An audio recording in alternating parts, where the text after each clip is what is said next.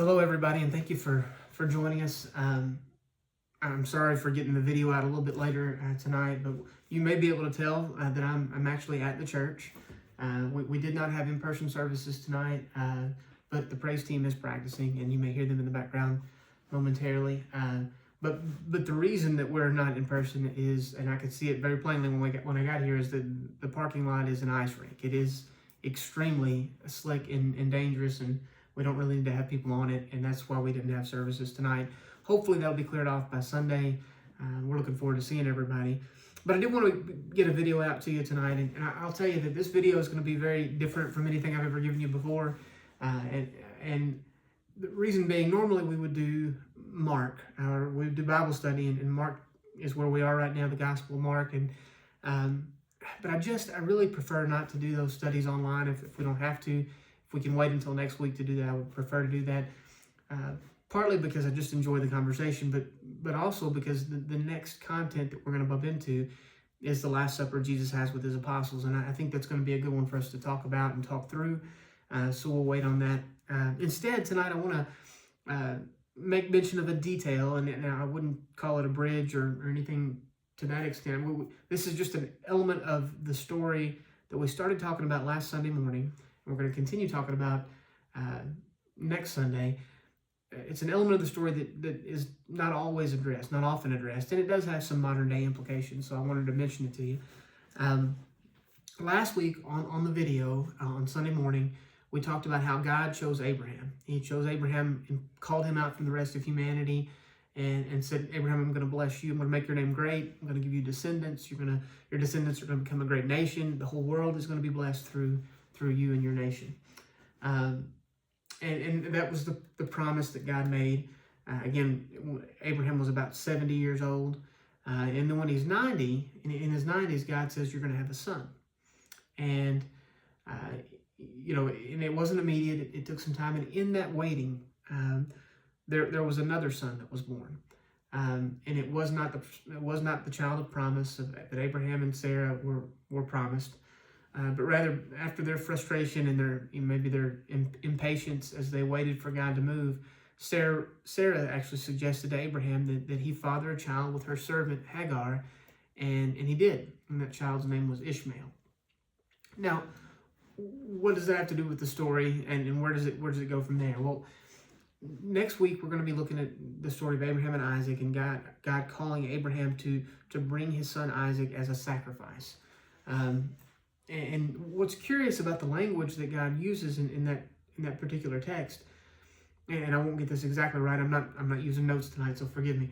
But he says to Abraham, I want you to bring your son, your only son, whom you love. And he says it a couple of times. And what's curious about that is that Isaac was not Abraham's only son. He was the only son of Abraham and Sarah, but there was another son, Ishmael, that we just finished talking about. Now, at this point, this is where, you hear a lot about Abraham, Isaac, and Jacob, the fathers of our faith. And the Jewish people look to those three men as sort of the originators of their faith. And they trace themselves back to Abraham. We talked about, even in the case of Jesus being the Messiah, being able to trace him back to Abraham was extremely important. And that happened through Isaac, okay? So what about Ishmael? Whatever happened to Ishmael? Well, God did bless Ishmael. He wasn't without blessing. He just wasn't the child of promise, and he wasn't the one that was going to bless the whole world. The God was going to bless the whole world through. That was going to be through Isaac. But God does bless Ishmael, and Bible scholars will often point to the idea that perhaps the Canaanites were the distant relatives of Ishmael. We read a little bit about the Ishmaelites. You may remember in Joseph's story, the Ishmaelites actually show up. So there were Ishmaelites for some time, but eventually it's believed that most of them made up what was called Canaan later on. So what does that have to do with modern day? Well, about 600 years after Jesus, a man by the name of Muhammad ibn Abdallah, was an Arabian man that was a merchant. You could call him a merchant. Some would call him a pirate. I mean, they made a living by robbing caravans and that sort of thing. But he claims to have had an experience in a cave And in that cave, he said that the angel Gabriel revealed a new word to him.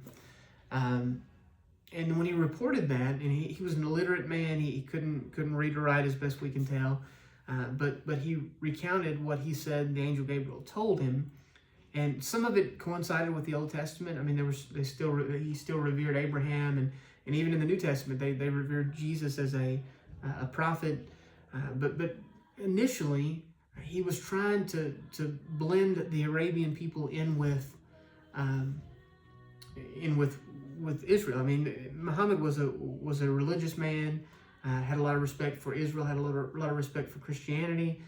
He wanted to worship, he wanted to blend the Arabian culture into those cultures, but in doing so, he began to tell a story that was different than the Old Testament. And eventually, some began to attach the Arabian family tree to Ishmael, and that the idea that Ishmael was the son of promise because he was the firstborn.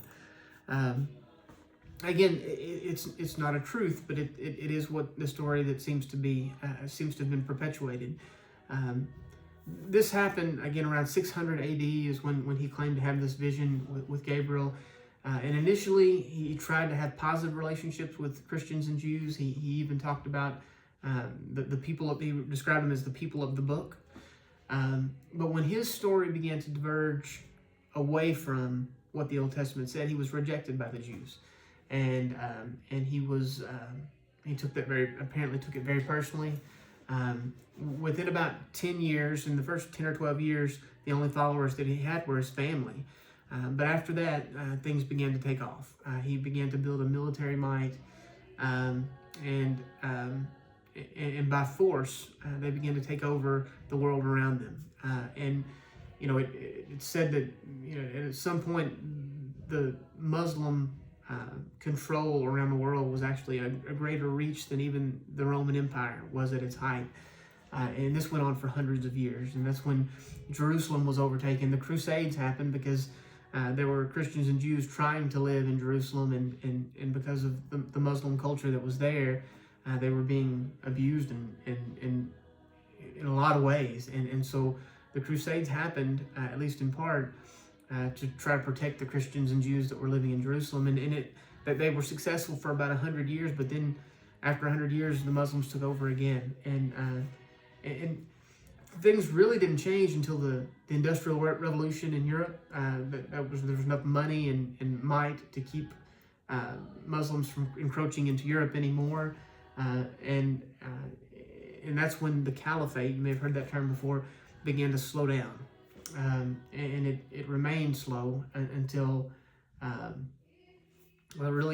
Ayatollah Khomeini in Iran, and the discovery of oil in the Middle East. And then all of a sudden, there was an energy around Islam again, and it began to grow again, and it's all around us today, right?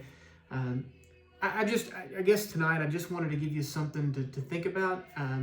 All of this is connected to so many other things, and I'm really excited, and I don't say this lightly. I get excited about some things that I preach, a lot of things that I preach, but I have been more excited about preparing for next Sunday than anything I've been preparing for a long time. And there are connections that on the Christian and Jewish side of things that are absolutely astonishing, and I'm looking forward to sharing those with you. If you haven't already made those connections, you don't want to miss Sunday, because that's what we're going to focus on. I guess that's all I want to share with you tonight. We'll dig into this story a little bit more on Sunday morning. If you need us before that, please don't hesitate to reach out to us, and we will do our best to help you however we can. We will be continuing with our Jesus Storybook series Sunday, and again, it'll be the story of Abraham and Isaac. And so if you want to read ahead on that too, I would encourage you to do that. We'll be praying for you. Trust that you'll be praying for us, and we look forward to seeing you next time. Thanks.